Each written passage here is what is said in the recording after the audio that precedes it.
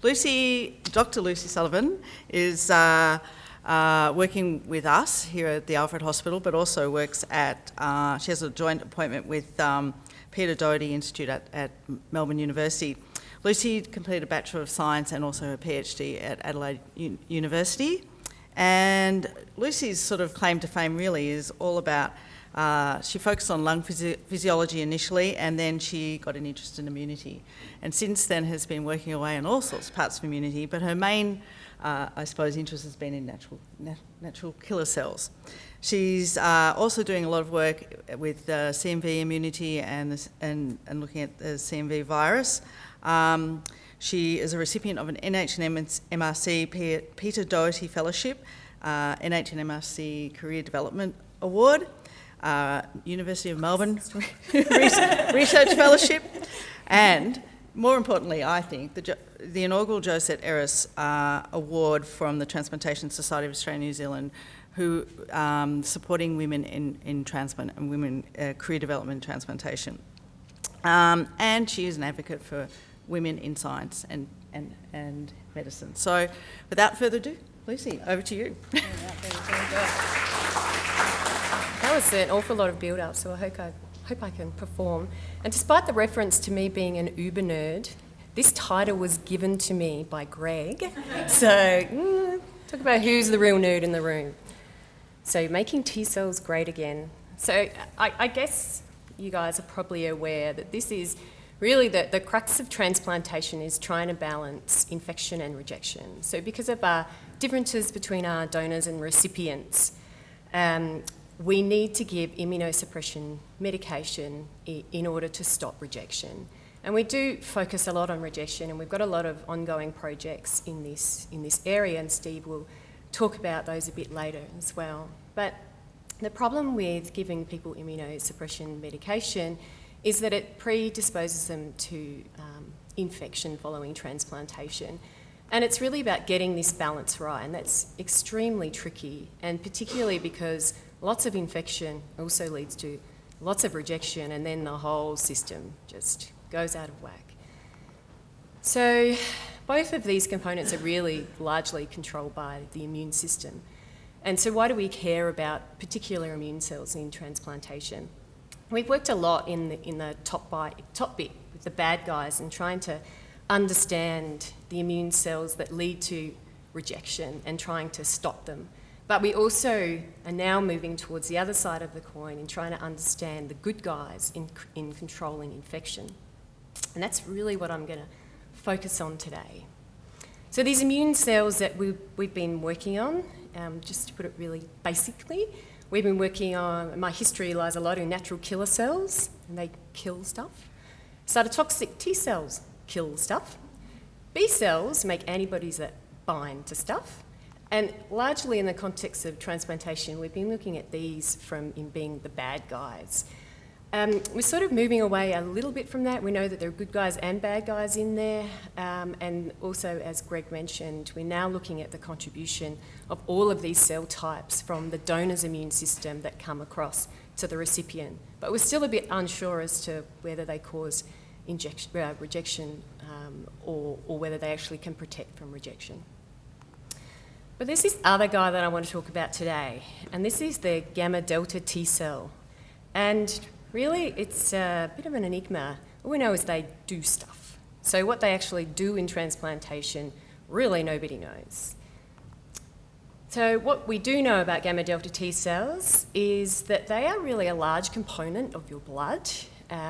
Around it's pretty variable between people, but 1 to 10% of your immune cells in your blood. But as far as the immune cells in your tissues, they are really the dominant white cell in the tissues, and particularly in the lung. So these T cells don't really see proteins in the same way as other T cells. They're not activated in the same way. So they're not activated really by differences between donors and recipients, but they're more activated by danger signals. So they can sense bacterial and viral infections and then become activated. So we're looking at perhaps whether they could be the good guys in this setting and have a role in the control of viruses following transplantation. So the virus that it causes us the most trouble is this beast called cytomegalovirus, or CMV. So CMV infects a large proportion of people, so more than half of you in this room will be infected with CMV. But in healthy people, it's controlled by your immune system. And it's transferred via various methods, but biggest concern to us is the transfer in transplantation, where we have a recipient that's negative, CMV negative prior to transplant, and they get a CMV positive donor lung. This group causes us a lot of trouble. So as I've mentioned, immunosuppression that's given to the transplant recipients allows CMV to really cause a lot of issues.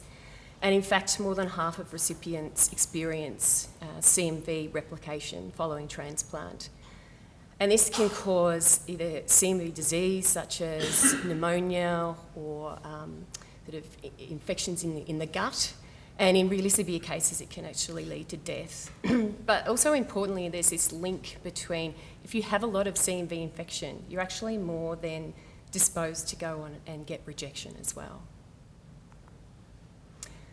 So looking at whether these gamma delta T cells have a role in controlling this beast, we looked at the blood of lung transplant recipients over the post-transplant period, and we did like a detailed scientific analysis to see if we can see differences in different types of gamma delta T cells in people with and without active CMV replication.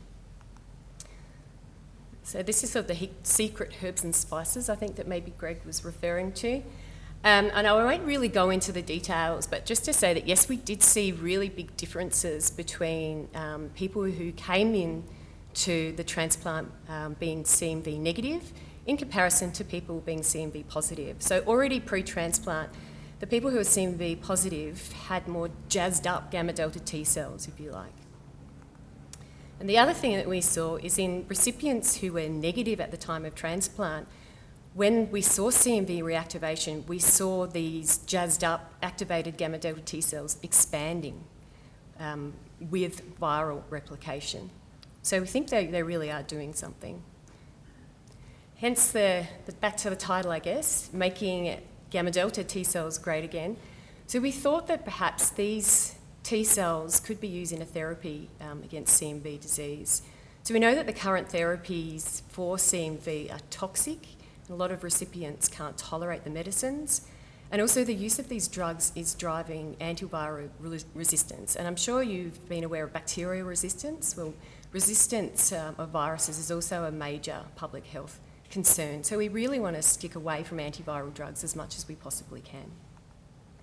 So why we think that these T cells might be a great candidate for CMV disease, because of the way that they see whether a cell's infected or not, or the way that they look at other molecules, they don't have to be matched in the same way between donors and recipients. And they can be used with resistant viruses, and also because of the way that they see their target cells, there's a low risk of them causing rejection if we use them for therapy. And also because they're highly enriched in tissues, they may also be beneficial in fighting CMV when it gets into the tissue. So that's where we're at the moment. But just to really highlight, so through the support of this group, it's been amazing in driving this research.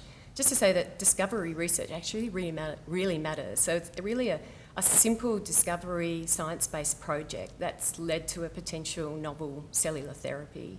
There's also other stuff that we're working on in this space, whether we can monitor recipients better for sort of defining who is more predisposed to getting CMV or not. And if we can look at biomarkers in their blood and then only use antiviral medicines in the people who we think we might be more predisposed to getting CMV. So thanks to the support from the Lungitude Foundation, and thanks for everybody for coming here today and listening.